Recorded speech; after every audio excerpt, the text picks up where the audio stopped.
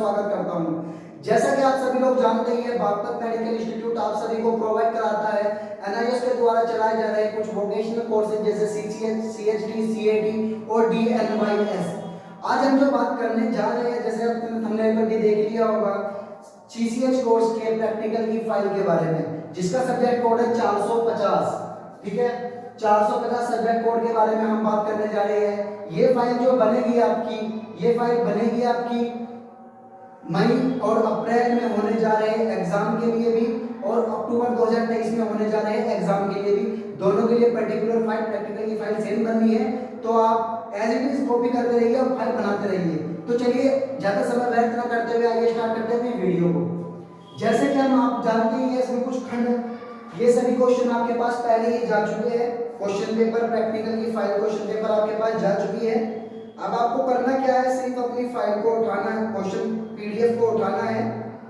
ठीक है, पीडीएफ को उठाने के बाद आपको सिर्फ देखना है खंड के का क्वेश्चन नंबर 1 क्या क्वेश्चन है। तो जो हमारा खंड के का पहला क्वेश्चन है वो है हाथों को साबुन में पानी से धोना। इसके बारे में ही हमें इस फाइल के इस बताना है। तो इसे करने का उद्देश्य क्या है, इस प्रयोग को करने के बाद आप हाथों को धोने की सही तकनीक सीख सकेंगे। आवश्यक सामग्री साबुन, साबुनदानी, पानी की उचित व्यवस्था, नाखून साफ करने का ब्रश, हाथ साफ करने के लिए एक तौलिया। ठीक है, विधि क्या है, दोनों हाथों को बहते पानी के नीचे रखकर एक साथ रगड़े। इससे उंगलियों में हाथों को धूल तथा सूक्ष्म जीवाणु निकल जाते हैं। हाथों की अच्छी सफाई के लिए पानी के साथ साबुन का प्रयोग करें। बहते हुए पानी में बाजुओं से हाथों तक साफ करें ताकि हाथों के जीवाणु में साबुन अच्छी तरह से निकल जाए। अब साफ तौलिए से हाथों को सुखा लीजिए। बस यही करना है, यही उतारना है। इसका स्क्रीनशॉट ले लीजिए। स्क्रीनशॉट लेने के बाद क्या है, आप इस वीडियो को या फिर पॉज करके इस क्वेश्चन को लिख सकते हैं। अगर आप चाहे अपना अच्छा इंप्रूवमेंट के लिए, अच्छे नंबर के लिए एक किसी भी कैफे वाले के पास जाकर ऐसा कोई चित्र निकाल सकते हैं और उसका प्रिंट आउट निकालकर अपनी लाइनिंग पे लिख भी सकते हैं, अपने फाइल पे चिपका भी सकते हैं। फाइल बनानी कैसे है, पेज कौन सा लेना है, कैसे करना है, वो सब चीजें मैंने आपको पहले वीडियो में बता दिया था। उसके लिए आप हमारी पहली वीडियो 449 की प्रैक्टिकल फाइल कैसे बनानी है उसमें जाकर देख सकते हैं। तो चलिए चलते हैं क्वेश्चन नंबर नेक्स्ट की ओर। खंड ख का क्वेश्चन नंबर 2 है। क्वेश्चन नंबर 2 क्या है, गर्भ निरोधक उपाय। गर्भ निरोधक के क्या क्या उपाय है उसके बारे में हमें लिखना है। तो चलिए चलते हैं, उद्देश्य देख लेते हैं इसको लिखने का।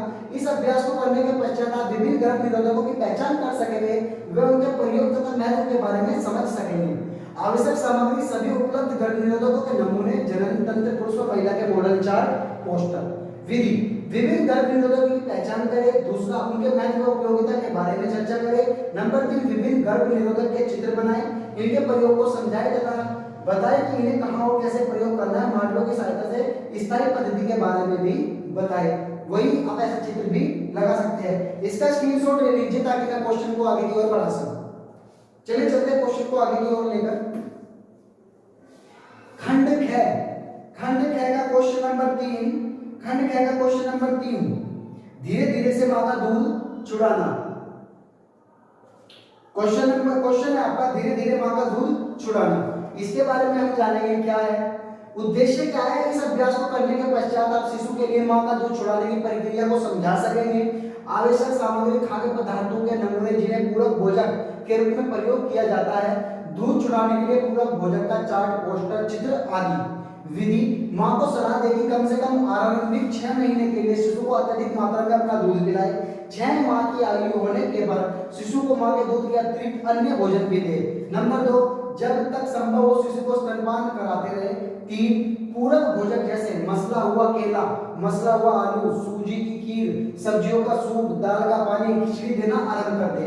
नंबर 4, यह ध्यान में रहे कि एक समय पर एक ही पूरक भोजन आरंभ करें। अगला नया पूरक भोजन आरंभ करने से पहले कुछ दिनों का समय अंतराल रखें।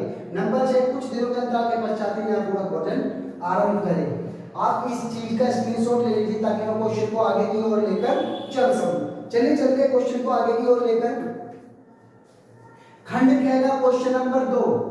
खंड ख का क्वेश्चन नंबर 2 क्या है, गर्भवती महिला के प्रमुख मापदंड क्या क्या है।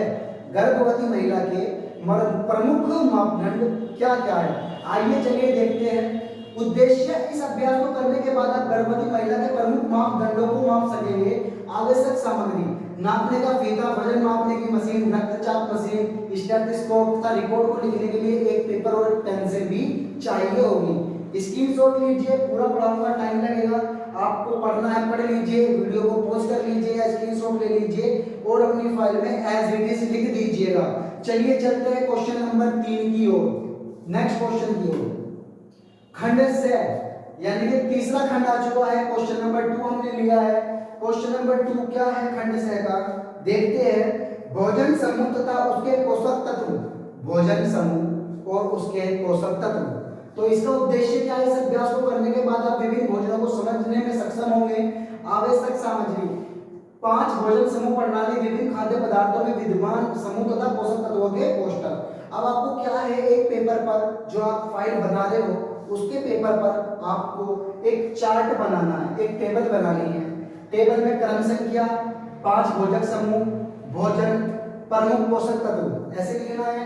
नंबर 1 अनाज, ऊर्जा देने वाला अनाज, गेहूं, चावल, बाजरा, ज्वार, मक्का आदि सब होते हैं। इनमें calorie, protein, vitamin B, iron, calcium होता है। ऐसे ही इस पूरे चार्ट का स्क्रीनशॉट ले लीजिए, वीडियो को पॉज करके अपनी फाइल बना लीजिएगा ताकि हम क्वेश्चन को जल्दी से नेक्स्ट की ओर लेकर चल सके। तो चलिए चलते हैं नेक्स्ट की ओर। खंड से का क्वेश्चन नंबर 3 क्या है, इस क्वेश्चन को देखना है। खंड से का क्वेश्चन नंबर 3 क्या है, समुदाय को स्वास्थ्य शिक्षा प्रदान करना, समुदाय को स्वास्थ्य शिक्षा प्रदान करना। तो इसका उद्देश्य क्या है? इस अभ्यास को करने के बाद आप समुदाय को स्वास्थ्य शिक्षा उपलब्ध करा सकेंगे। इसके क्या भूमिका है, क्या विधि है, आप इसका भी स्क्रीनशॉट ले लीजिएगा और अपनी फाइल में इसको ऐसे के ऐसा लिख दीजिएगा। ठीक है, आपने स्क्रीनशॉट ले लिया होगा। अब हम चलते हैं क्वेश्चन को नेक्स्ट की ओर लेकर, आगे की ओर लेकर। तो चलिए चलते हैं। खंड घेर, इसमें क्या है, आपको देखा होगा, आपने याद होगा, आपको पिछली वीडियो में चार्ट बनाने के लिए बोला गया था।